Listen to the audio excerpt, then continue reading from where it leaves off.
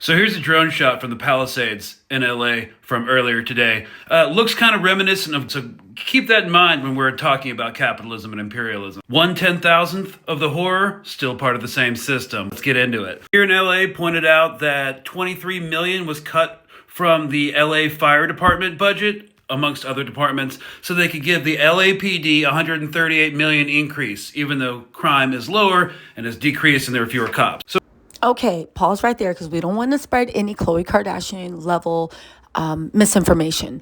It needs to be reported that Gavin Newsom said that Mayor Bass actually raised the budget by 50 million, but the LAPD and everybody that supports it demanded that some of those increased funds be diverted back to the police station. So there was a net overall increase, but just keep that in mind when you listen to this. We know that cops are all about union busting and property and scab defense, but we have to remember that their roots are as a counterinsurgency force, both in Northern Ireland, veterans of which joined and founded the the London Metropolitan Police, and out of slave patrols in the Caribbean and Carolinas, which were another counterinsurgency force. So as things get worse and people get more desperate and more violent, the ruling class is going to need more cops to put down dissent and to protect property. Now, when it comes to underfunding the fire department, well, the easiest way or the best way to degrade confidence in an institution, especially a government institution, is to underfund it. See what's happening with the Department of Education. So if during a crisis people see that the fire department can't handle it, and the state's paying for it, our tax dollars are paying for it, well, if a government can't do it, privatize it. And a lot of rich people lost their homes in the Palisades. So what are we going to see soon? Real estate CEO and resident of the Palisades, who apparently lost his house, Keith Wasserman, who's blocked me. Does anyone have access to private firefighters to protect our home in Pacific Palisades? We need to act fast here. All neighbors' houses are burning. We'll pay any amount. Thank you. So there's going to be a massive push to privatize the fire department. It's going to maybe, I don't know how it would look like, but I guess the business model would be like you pay a subscription service, like an insurance premium, and you'll be covered in network. Speaking of not being covered anymore, yeah, a lot of the fire insurance protections by like State Farm in that area were revoked. So a couple months ago, so people are no longer insured, and they've just completely lost their houses. Climate change and capitalism, the main driver of climate change, is making risk impossible to price. So when homes and businesses of millions of Americans become uninsurable, economies and states die. But you can see in this increasingly dystopic future, like in the next 10 years, untold amounts of permanently displaced people who fled from high-risk climate zones, ending up in these refugee camps, that our politicians will blithely ignore, just like they do in Palestine. Because they would absolutely allow it to happen to you. They make money off endless wars, and they make money off of increased privatization in all sectors. Because a lot of these people sit on an average of 3 to 4 boards in different economic sectors. So, let's start talking about that in Guillotines 2028. The devastation in California is once again sparking a trend in the media cycle about our climate crisis, rightfully so, specifically as it relates to open AI and how much energy and water these AI power plants essentially use just to generate, 1 or 2 questions on ChatGPT. And a lot of the discourse is centered around blaming individual use, like end user. That's a tech word. I don't know if I'm using that properly. But blaming this on individual use, like an individual person's use of ChatGPT for a grocery list or an essay. But it got me thinking about how an individual's use of AI does not compare to the amount of industries that rely on AI to operate 24/7 to a much larger scale, including the financial services industry, banking, insurance, etc., legal services, and healthcare. And that's just 3 out of the 5. I didn't read the whole thing or scroll through the 5 industries that this particular article mentions. But I just don't understand why these infographics on Instagram are trending, blaming the wildfires on individuals, asking ChatGPT for a grocery list, when our entire system is taking advantage of AI systems and using far more energy doing so. I decided to move to LA for a month, and I got here yesterday, and then the whole city lit on fire. All right, it's not the whole city. It's mostly the Palisades. It's sort of like Santa Monica, Malibu area. I'm living up here, so I'm okay for now. But I drove down to the perimeter of where this is going on this morning to see what's going on. So here's a roundup of all the stuff going on online right now. The real kind of conspiracies to the totally like wild tinfoil. The destruction is super intense and widespread, and heart goes out to everyone that lost homes, everyone that lost their businesses, their possessions, even their lives, hopefully not too many. And unfortunately, a lot of people lost their possessions and they're no longer covered because State Farm just months ago, June of 2024, changed all their policies for the state of California so that they would no longer offer fire coverage. I shit you not. At first, they announced that they were terminating all these policies because they just couldn't financially survive in this economy otherwise. And then they decided they would give everyone their policies back, but only if the Californians agreed to sign up for California's FAIR plan for fire coverage, so that State Farm will not cover their fire damages. It's this California government plan that'll do that. I'm sure that's going to go great. And the mayor, who was out of the country when the fires hit, she was in Ghana, in Africa, halfway around the world. She cut fire department funding by millions of dollars this last year. I haven't personally verified this one, but it's an article from Time that California's been voting for better water management for ages.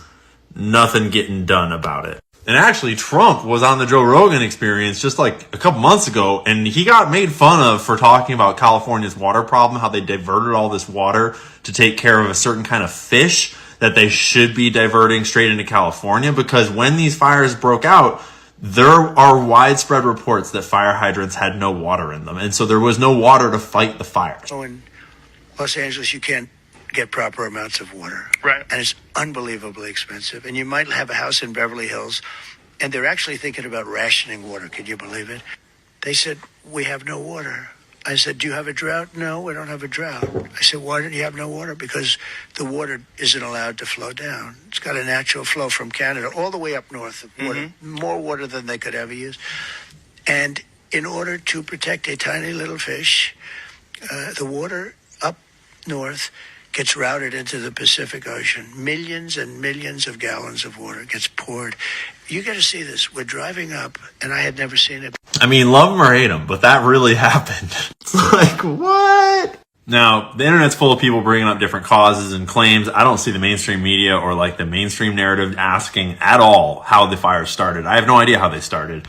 People are talking about how homeless people are a big problem because homeless people start a ton of the fires in California in general and LA specifically. I've seen figures like 13%. Don't quote me on that.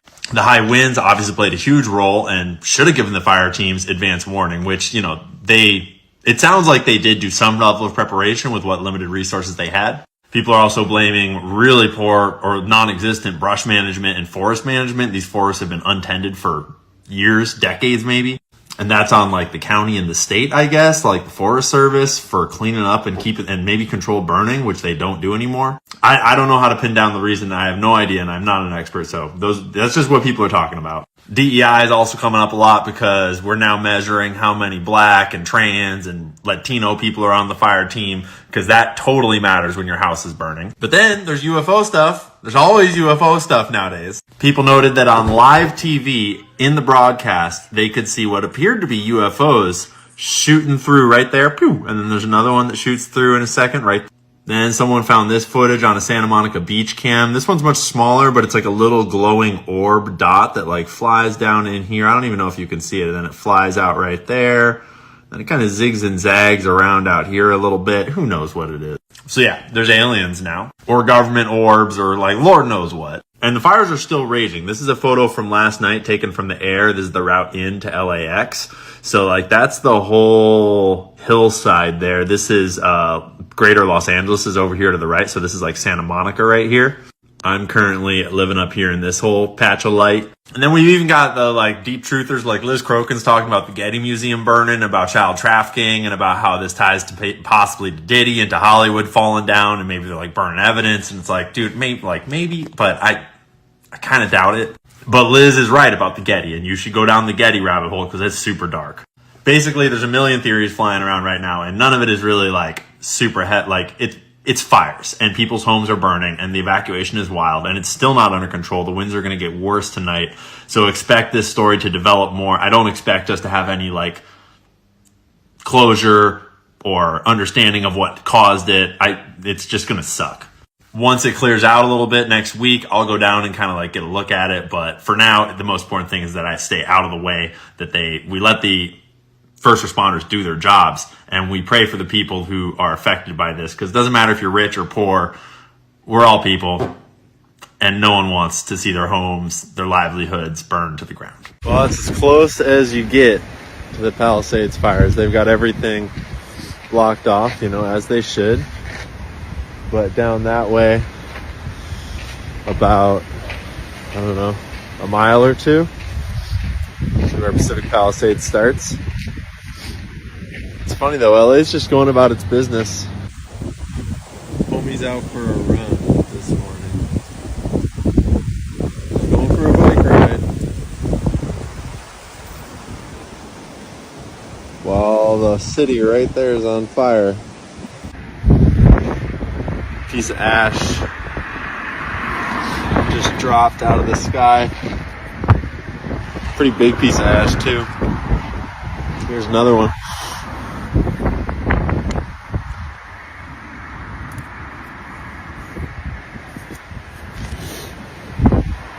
That's wild.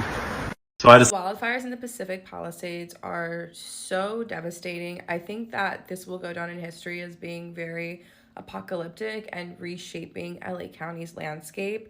I do not remember there ever being a wildfire of this scale in California, but also like closing in on such a large county in this way that it's absolutely heartbreaking.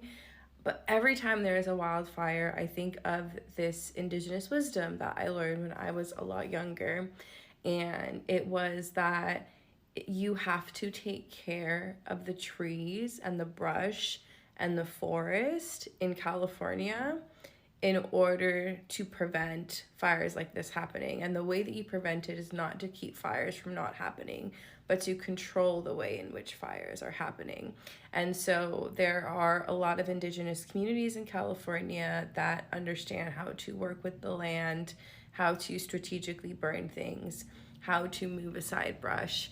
And unfortunately, over the years, as the Bay Area and as Los Angeles have become more and more popular places to live, I think that there's just so much development and homes being built so quickly and filling up neighborhoods as quickly as you can, and California being more expensive than ever, that people forget this relationship with the land and the way in which you need to take care of the land as well, and not just continue to build houses.